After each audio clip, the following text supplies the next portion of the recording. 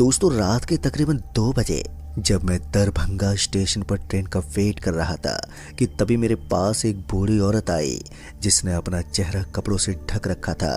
उस बूढ़ी औरत को देखकर मुझे लगा कि ये भिखारन है, तो मैं उस बूढ़ी औरत को कुछ पैसे निकाल कर देने लगा, पर उस बूढ़ी औरत ने वो पैसे लेने से मना कर दिया और फिर उस बूढ़ी औरत ने अपने थैले से कुछ ऐसा निकाल कर दिया जिसे जानकर आप सभी भी तंग रह जाएंगे। तो चलिए जानते आखिर उस बूढ़ी औरत ने उस थैले से क्या निकाल कर दिया जिसे जानकर आप सभी के भी रोंगटे खड़े हो जाएंगे।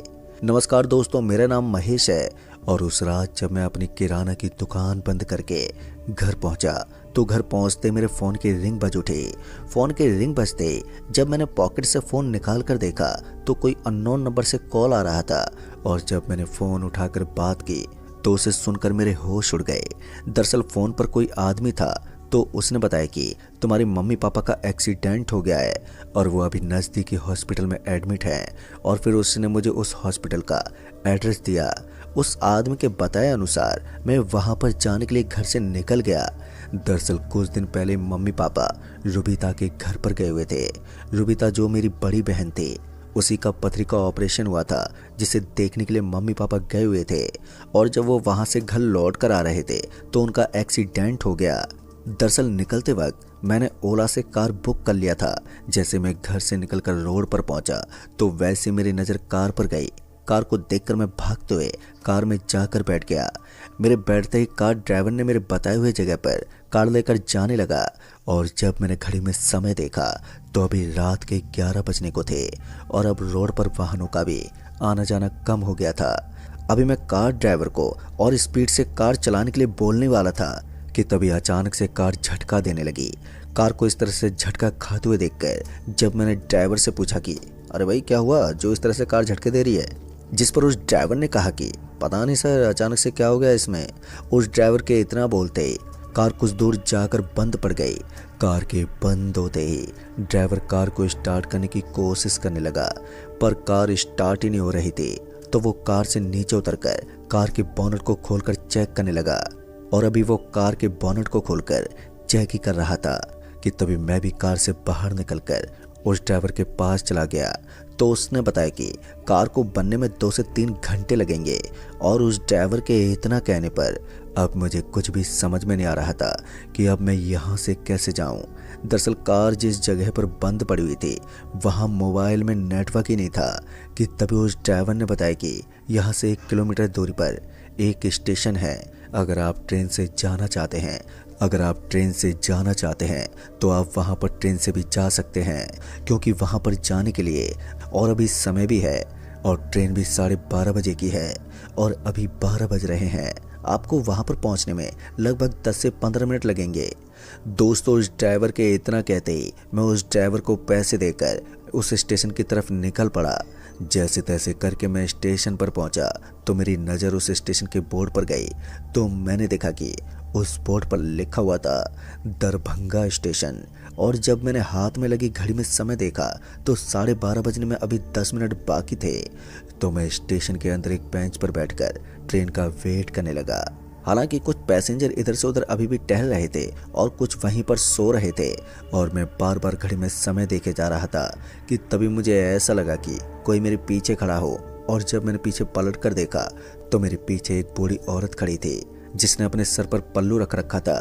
उस बूढ़ी औरत को देखकर मुझे लगा कि शायद ये कोई भिखारन औरत है, तो मैं पॉकेट में से कुछ पैसे निकालकर उस बूढ़ी औरत को देने लगा पर उस बूढ़ी औरत ने पैसा लेने से मना कर दिया और फिर उस बूढ़ी औरत ने मुझे अपने थैले से कुछ निकाल कर देने लगी और फिर उस बूढ़ी औरत ने मुझे एक पोटली में कुछ दिया और जब मैंने उसे खोल कर देखा तो उसे देखकर मेरे रोंगटे खड़े हो गए और दिल की धड़कनें बहुत ही तेज हो गईं और मेरे हाथ पैर कांपने लगे।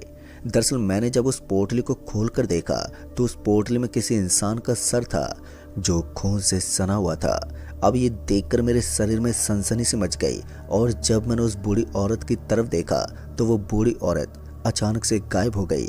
उस बूढ़ी औरत को गायब होता हुआ देखकर मैं और भी ज़्यादा डर गया। दोस्तों उस बूढ़ी औरत के गायब होते ही वो सर भी अचानक से गायब हो गया पर यह सब देखकर तो साफ जाहिर था कि वो बूढ़ी औरत कोई इंसान नहीं बल्कि एक चुड़ैल थी। अभी मैं यही सब सोच ही रहा था कि तभी ट्रेन हॉर्न देते हुए स्टेशन पर आकर रुकी। ट्रेन के रुकते मैं ट्रेन के अंदर जाकर बैठ गया और उस बूढ़ी औरत के बारे में सोचते हुए जब मैंने खिड़की से बाहर की तरफ देखा तो वो बूढ़ी औरत वहीं पर बैठी थी जहां पर मैं कुछ समय पहले बैठा हुआ था। पर अब उस बूढ़ी औरत की शक्ल बहुत ही ज़्यादा भयानक लग रही थी और अब वो मेरी ही तरफ देखे जा रही थी। उसे अपनी तरफ यूं देखकर मेरी डर से आवाज़ भी नहीं निकल रही थी और वो बूढ़ी औरत वो सर हाथ में लेकर बैठी थी जो उसने मुझे दिया था।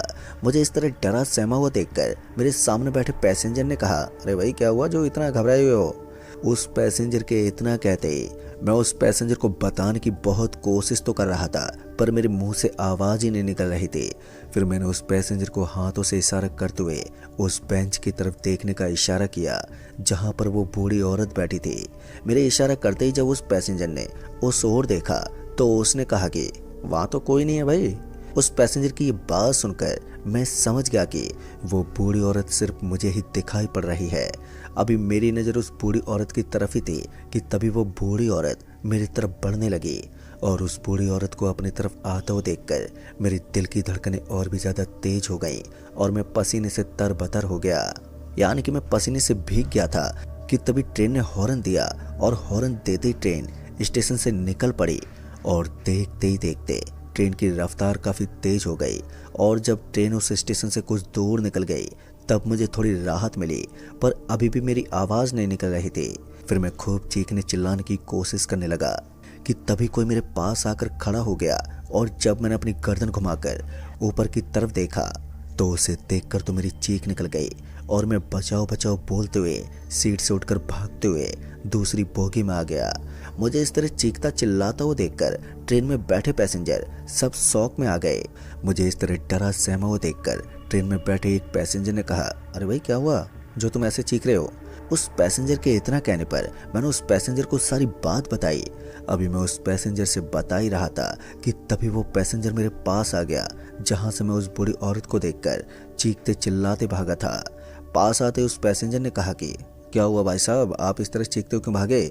उस पैसेंजर के इतना कहते ही मैंने उस पैसेंजर को सारी बात बताई और मेरी बात सुनकर उस पैसेंजर ने कहा कि वहाँ पर तो कोई बूढ़ी औरत नहीं बल्कि तुम्हारी हरकत को देखकर एक लड़की आकर तुम्हें देख रही थी और जब तुमने उसे देखा तो ऐसा लगा कि तुमने कोई चुड़ैल देख ली हो और इस तरह से डर कर भागे जैसे कि वो तुम्हें खा जाएगी।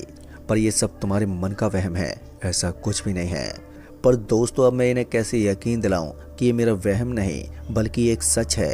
अभी मैं यही सोच रहा था कि तभी ट्रेन की रफ्तार कम होने लगी और फिर कुछ दूर जाकर ट्रेन जंगल के बीच में रुक गई।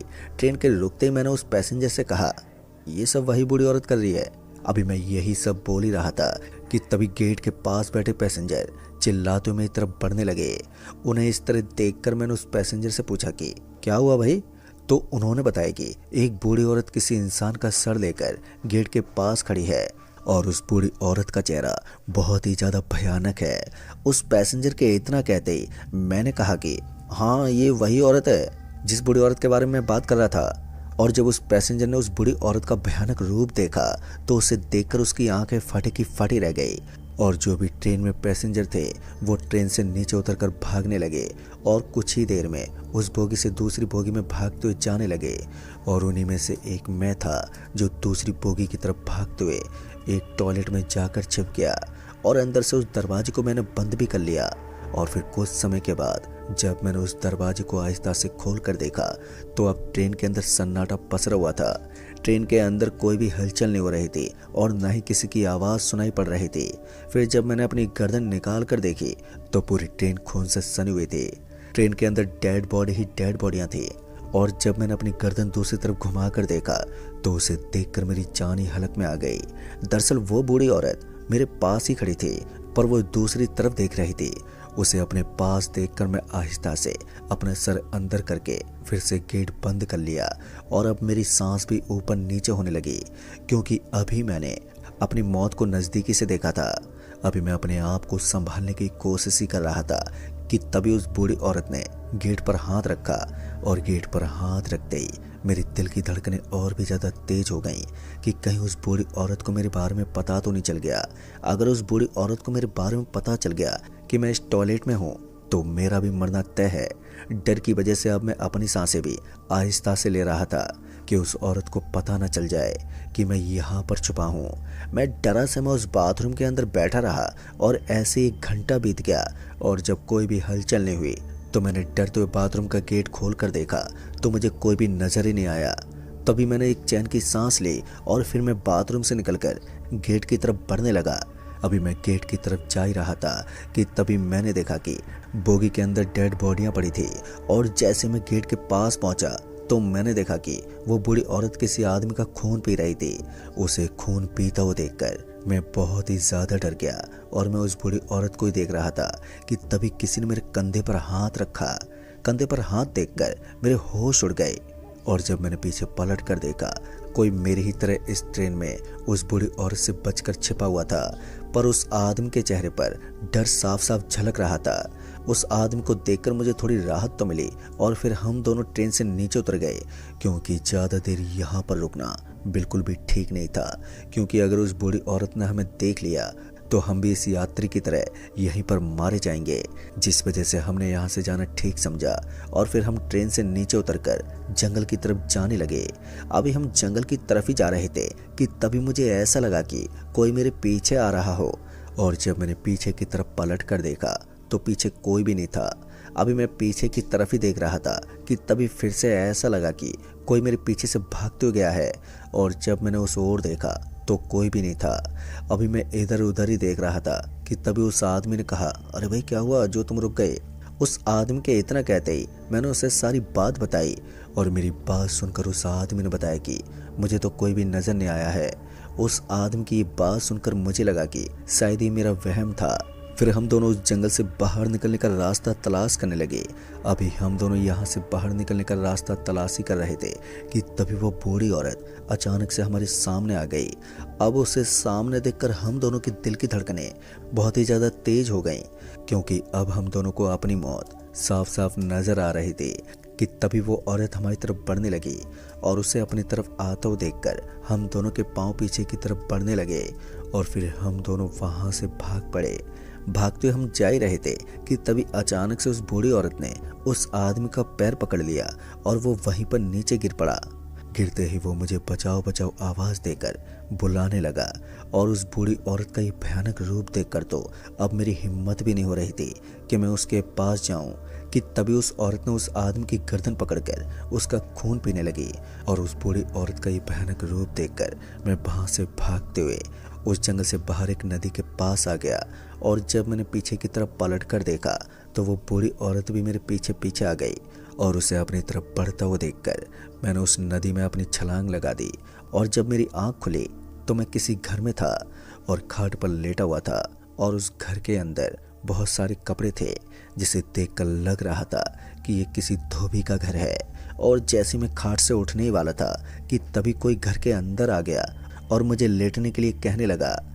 दोस्तों उस आदमी के इतना कहते ही मैंने उस आदमी से पूछा कि मैं यहाँ पर कैसे आया, जिस पर उस आदमी ने बताया कि जब वो सुबह के वक्त कपड़े लेकर धोने के लिए नदी के छोर पर जा रहा था तो उसकी नज़र मुझ पर पड़ गई और जब वो मेरे पास आया तो मेरी सांसें चल रही थी तो वो मुझे उठाकर यहाँ पर लेकर आ गया और फिर उसने डॉक्टर को बुलाया। कुछ समय बाद मुझे होश आ गया और उस आदमी की ये बात सुनकर मैंने उस आदमी को धन्यवाद कहा जो उसने मेरी जान बचाई। अगर वो नहीं होता तो शायद मैं जिंदा नहीं होता। तभी उस आदमी ने पूछा कि ये सब कैसे हुआ, तो मैंने उस आदमी को सारी बात बताई और मेरी बात सुनकर उस आदमी के होश उड़ गए और फिर उसने बताया कि वो हॉस्पिटल यहाँ से 2 किलोमीटर दूर है और फिर उसने मुझे उस हॉस्पिटल जाने का वो रास्ता बताया। फिर कुछ समय के बाद मैं उस हॉस्पिटल की तरफ जाने लगा। आखिरकार मैं कुछ समय के बाद हॉस्पिटल पहुँच ही गया तो मैंने देखा कि पापा के दोनों हाथ टूट गए थे और मम्मी को सर में कुछ चोटें आ गई थी। फिर मैं मम्मी पापा को घर लेकर आ गया, पर आज भी उस खौफनाक रात को मैं नहीं भूल पाया हूँ। तो दोस्तों इस कहानी में बस इतना ही। कहानी आपको पसंद आई हो तो वीडियो को लाइक शेयर कमेंट जरूर कर दें और साथ ही अगर आप चैनल पर नए हैं तो चैनल को भी सब्सक्राइब जरूर कर दें। तो मैं आपका दोस्त राजकुमार जल्द ही मिलूंगा ऐसी एक और नई कहानी के साथ। तब तक के लिए बाय एंड टेक केयर।